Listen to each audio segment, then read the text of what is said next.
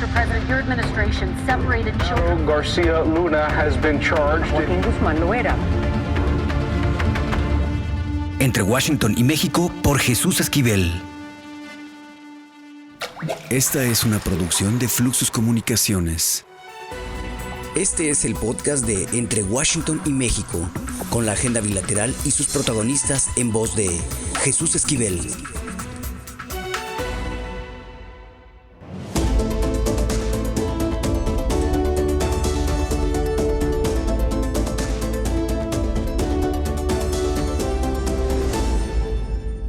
¿Qué oles? Bienvenidos a Entre Washington y México, el podcast. En los últimos días, la violencia en el estado de Chiapas ha sido tan grave que pobladores de la entidad han tenido que emigrar en un éxodo hacia Guatemala. Situación demasiado lamentable porque la indefensión parece ser uno de los problemas de estas gentes que tienen que huir de sus casas dejando todo detrás. Y en el gobierno federal simplemente los ignoran diciendo que no es un éxodo y que no es tan grave el problema.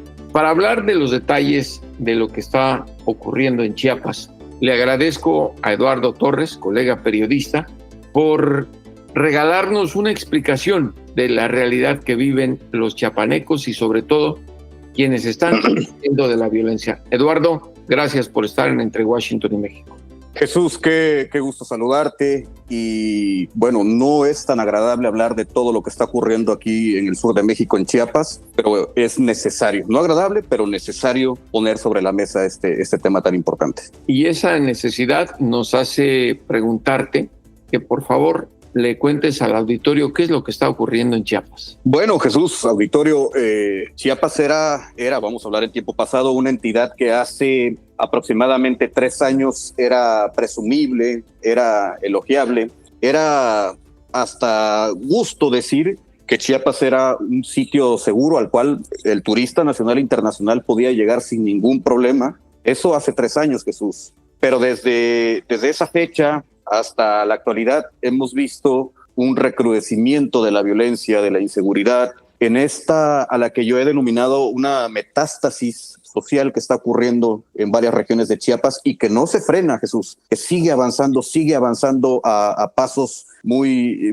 rápidos, provocando esto que acabamos de mencionar en la introducción al tema, el desplazamiento forzado y esta migración a la inversa. No se había visto de manera masiva de mexicanos huyendo hacia Guatemala con una sola intención: salvar la vida por estos grupos criminales que están operando, como te digo, en varias regiones de Chiapas y con esta metástasis social que poco a poco se va expandiendo y generando que muchas familias dejen sus casas. Ahora, ¿cómo ve la población afectada por esta violencia, amenazas, extorsiones y demás saqueos del crimen organizado? El hecho de que a bastantes kilómetros del estado, en Palacio Nacional, el presidente Andrés Manuel López Obrador siga señalando que todo está en calma y que incluso no se le debe llamar éxodo al que comunidades dejen sus casas y se vayan en busca de tranquilidad, como dices tú, en una migración a la inversa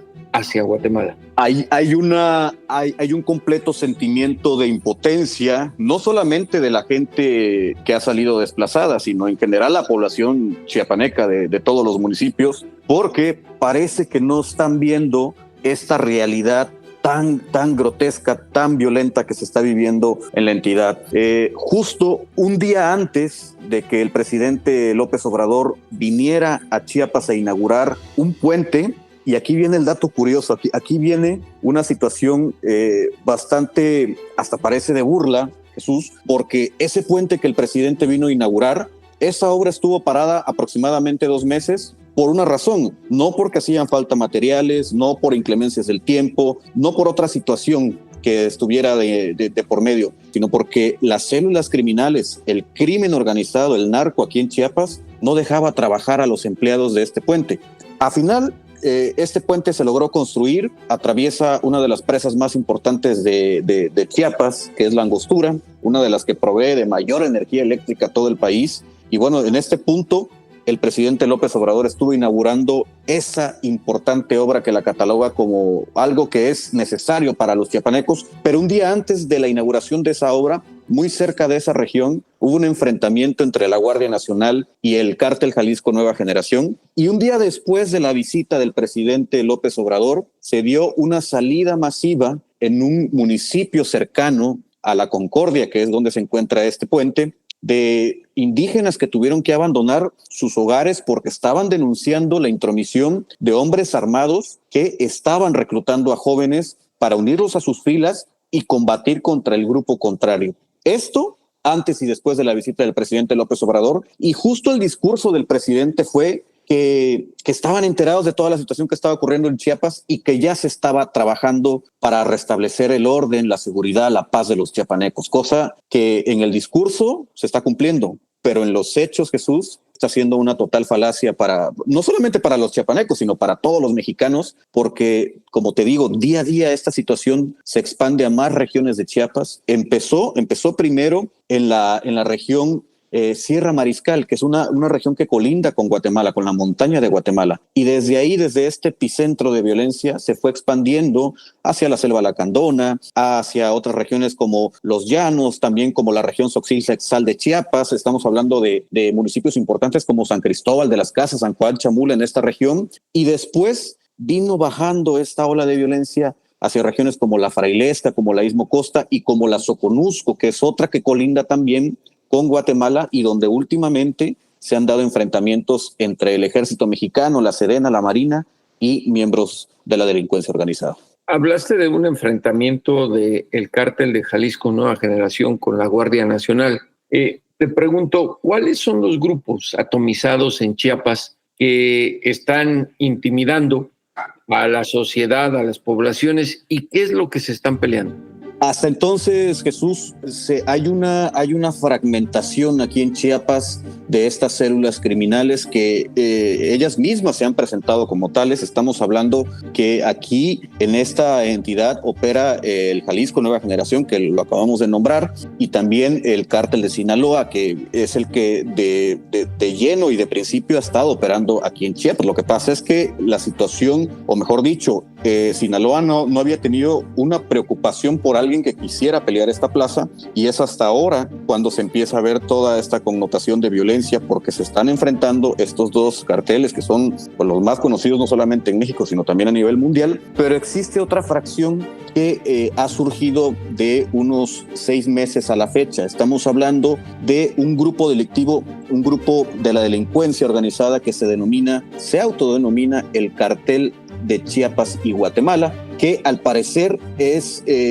esos que desertaron de Jalisco Nueva Generación y de Sinaloa, y de alguna manera se fueron hacia una tercera fracción que es la que ahora también está peleando territorio aquí en Chiapas. Son tres células criminales importantes, pero lo preocupante de todo esto, Jesús, es que estas 3 células también tienen brazos alternos que operan en distintas regiones de Chiapas. Y estos brazos alternos, no solamente hablamos de gente que viene de fuera, de Jalisco, de Sinaloa, de otras provincias, sino también estamos hablando de indígenas que han sido reclutados y que ya están de lleno trabajando para estas células criminales, bloqueando carreteras, secuestrando, extorsionando, y también estamos hablando de pobladores jóvenes. El gobierno mexicano lo aceptó hace poco, en una fecha reciente, que estaban huyendo de Chiapas jóvenes porque estaban siendo reclutados por el crimen organizado. Entonces, estos brazos armados que surgen y que son las bases de apoyo para las 3 principales células de las cuales hemos hablado,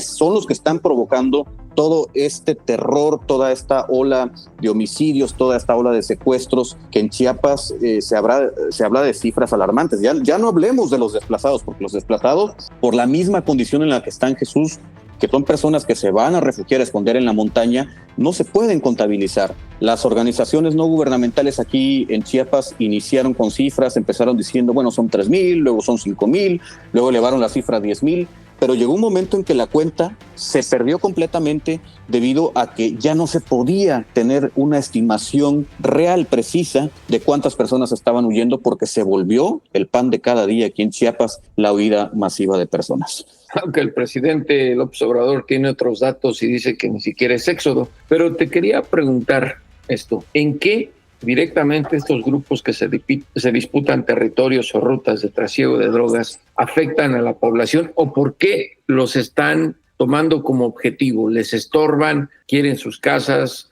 o de paso los extorsionan integrantes de estas células a un nivel más bajo que simplemente se quieren aprovechar de la indefensión de la población?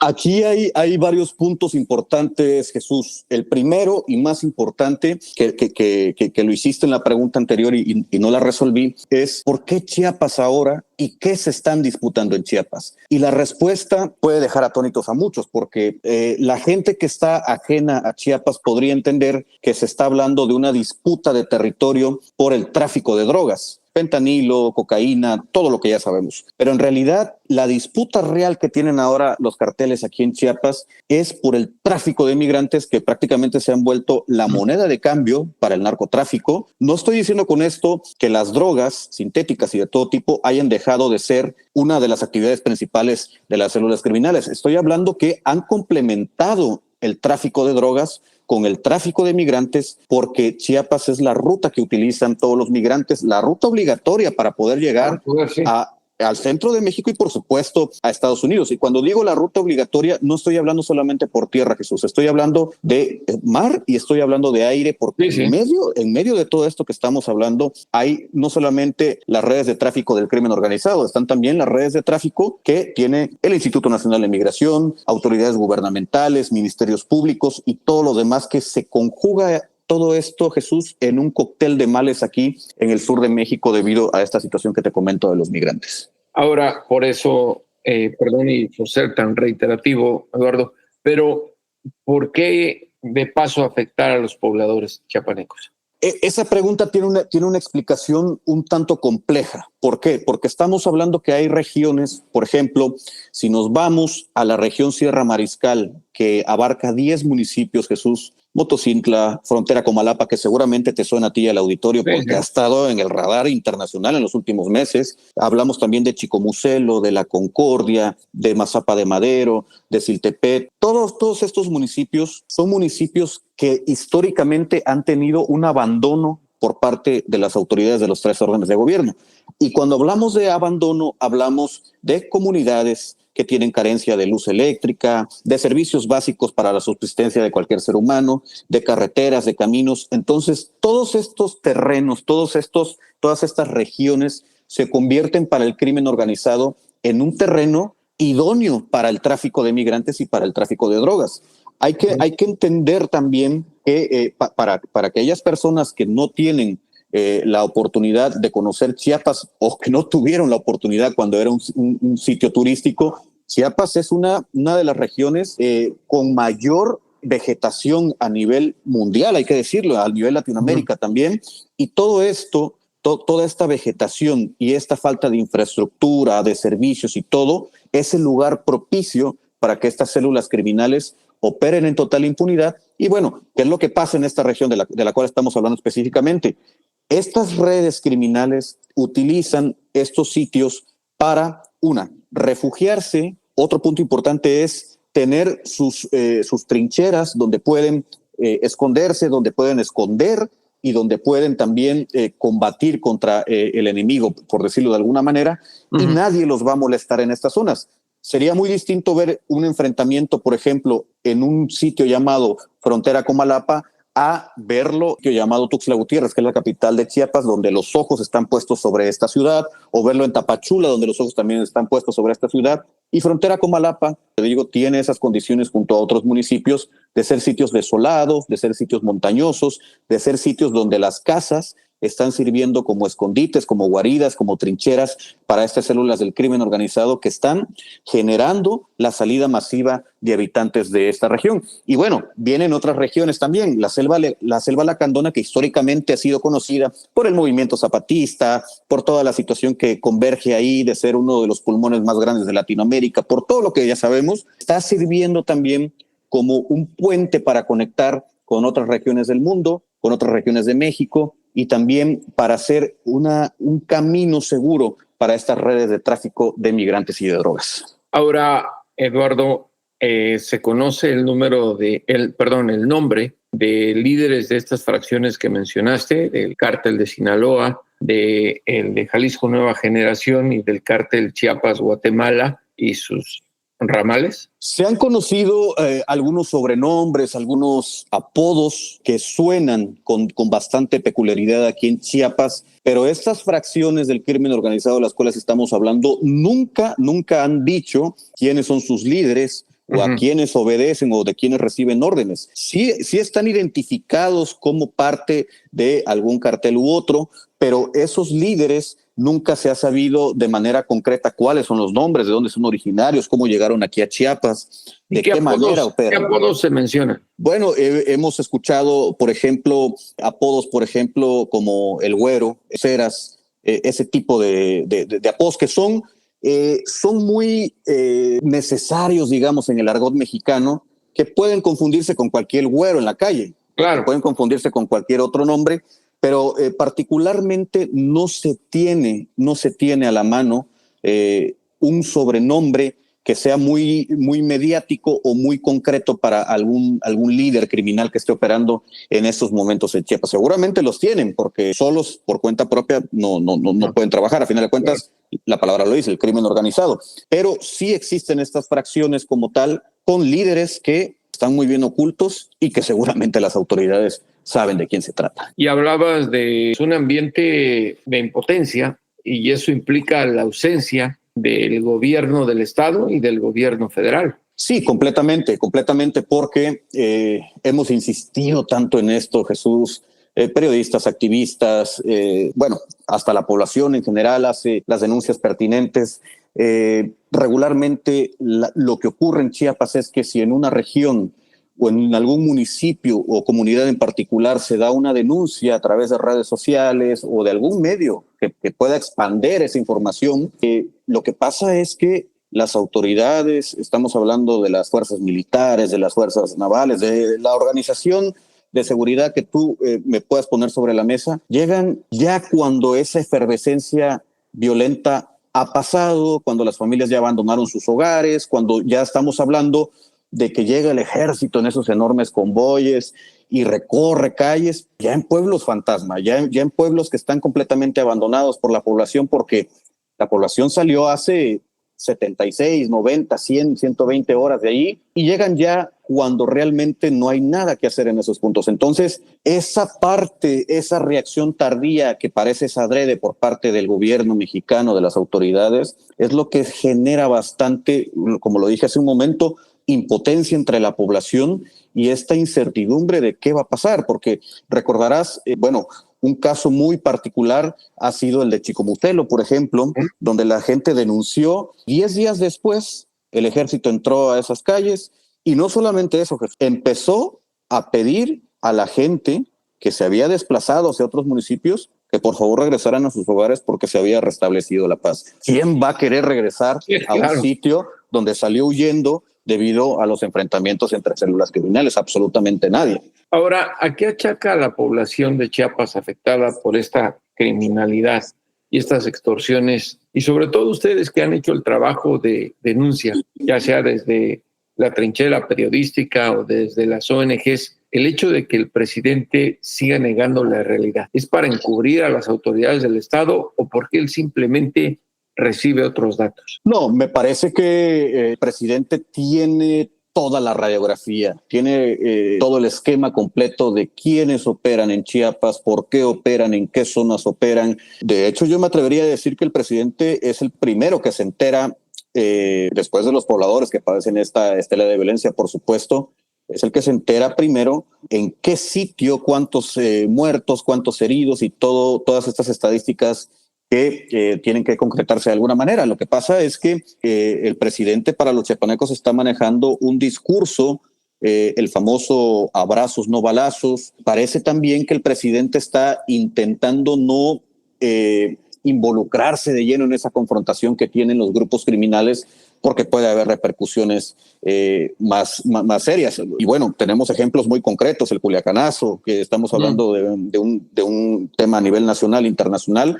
Me parece que algo similar ocurre en Chiapas. Aquí no ha ocurrido un chiapanecazo, digamos, llamémoslo así, pero no estamos lejos de eso, y el presidente, para evitar que esta situación recrudezca más de lo que ya está, de alguna manera hace oídos sordos y ojos ciegos para que esta situación no se salga más del contexto en el que ya está. Tenemos un minuto para cerrar este podcast, pero me gustaría preguntarte si has recogido el sentimiento de la población de Chiapas, la posibilidad de que llegue un cambio con Claudia Sheinbaum a partir del 1 de octubre, o que todo va a seguir igual. Más de lo mismo es la respuesta de la gente, no solamente con Claudia Sheinbaum a nivel federal, sino también con el candidato que fue elegido por el pueblo, por decirlo de alguna manera, para la gobernatura. Hablamos de Eduardo Ramírez. Lo han calificado aquí en Chiapas, es como alguien que hace política rosa, algo muy parecido a lo que en algún momento hizo Manuel Velasco Cuello aquí en Chiapas.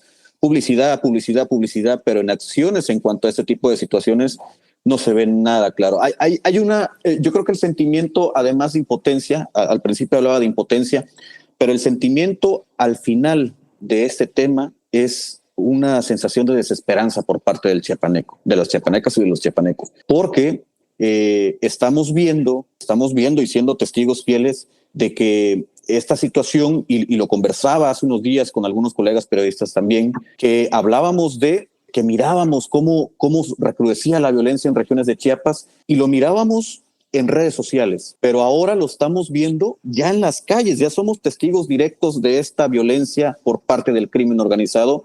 Y eso, Jesús, lejos de generar un aire de inseguridad, de incertidumbre, lo que genera de forma más enérgica es esa desesperanza que hay entre la población. Eduardo Torres, colega periodista, contándonos esta triste realidad en Chiapas, y ojalá cambie, y que cambie para bien, no solo del estado de Chiapas, sino de toda la República que padece del mismo mal. Un abrazo, Eduardo. Gracias por estar en Entre Washington y México. Jesús, un fuerte abrazo de vuelta hasta allá, Washington.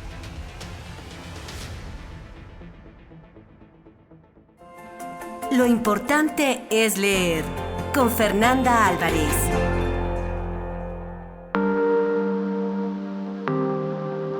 Hola, querido Jesús, pues como siempre es un gustazo aquí estar contigo, con ustedes que nos escuchan para compartir libros.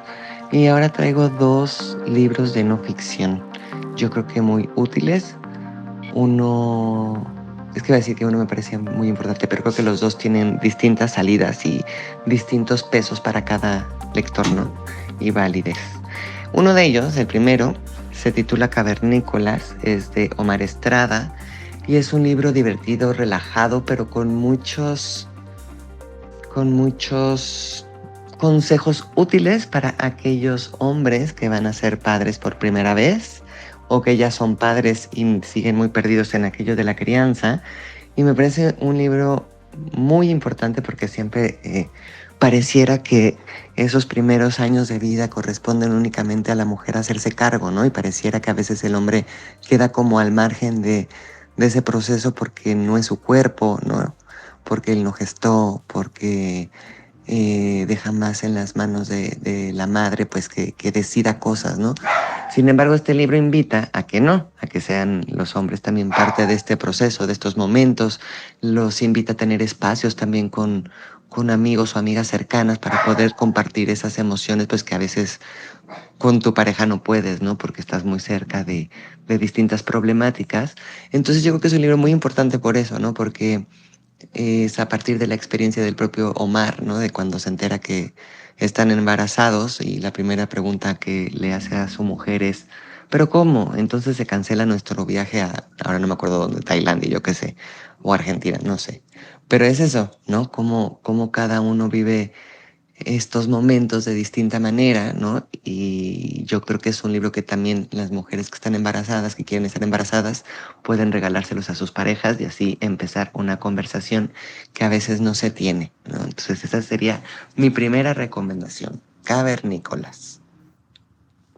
Y la segunda es un libro que en lo personal me hubiera gustado leerlo pues hace un poco más de años. Se titula ¿Qué hago? Mis padres están envejeciendo. Es de Yolanda Burgos, que es psicóloga y también es geriatra, perdón. Y me parece vital, ¿no? Es como es un libro cortito, es un libro de capítulos, pequeños también, no son nada largos, que recopila todas las preguntas que sus pacientes le hacen, ¿no? ¿Qué pasa cuando se trata de hablar de dinero? ¿Qué pasa cuando mis padres o mi madre ya no pueden valerse por sí mismos? Y es un libro que a mí me gusta mucho porque está narrado y a partir de su experiencia, de sus conocimientos y de la vida, ¿no? Entonces, una de las cosas más relevantes, además de todo el aprendizaje, ¿no? Es que a veces se nos olvida cuando nuestros padres están en esa edad complicada, ¿no? Justo desde cómo nos acercamos a la vejez, cómo nos planteamos nosotros nuestra propia vejez, cómo permitimos poner sobre la mesa estos temas tabúes, ¿no? Que no queremos hablar, ¿no? Pues si en caso de que hubiese herencia, ¿qué pasa con las cuentas? ¿Qué pasa mi padre, mi madre si quieren o no ir a una residencia? O cómo los tratamos, ¿no? Y ella nos invita sobre todo a nunca perder nuestro rol de hijos, ¿no? Porque creo que es bien fácil cuando tu padre y tu madre están enfermos que tú te modifiques de rol, ¿no? Y te conviertas en estos padres o en nuestro nuevo padre, en esta nueva madre de tus padres, ¿no? De tus progenitores. Entonces ella nos invita a que no perdamos nunca de vista quiénes somos en este rol que construimos como familia. Y por otro lado nos invita a no perder de vista la dignidad, ya sea de tu padre o de tu madre. Entonces creo que es un libro muy, muy bonito. O si no bonito, más bien es un libro realista, ¿no? Más que bonito, es un libro realista. Un libro que hay que poner sobre la mesa, que hay que atreverse como familia a hablarlo, cómo son las relaciones entre los hermanos, cuándo se está de acuerdo, cuándo no, en qué momento plantear ciertos temas escabrosos. Al final también nos da como los mandamientos de nuestro propio envejecimiento, los mandamientos de cómo tratar a nuestros padres, nos da opciones de cómo buscar residencias en caso de que se desee, cómo buscar enfermeros o enfermeras, ¿no? Entonces yo creo que es un libro importantísimo que a veces uno lo piensa demasiado tarde, ¿no? Y si nos dan un poquito de guía para tratar a nuestros queridos padres, pues creo que nos cambia la vida. Y a ellos también, por supuesto. Así que nada, Jesús, muchas gracias otra vez, es un placer y nos escuchamos hasta la próxima.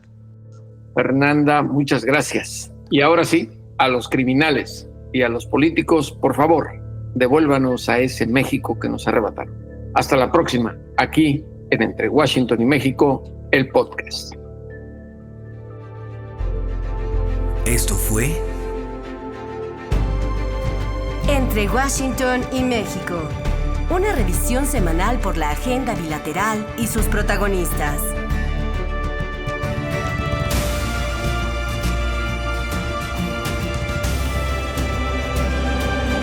Entre Washington y México. Esta es una producción de Fluxus Comunicaciones.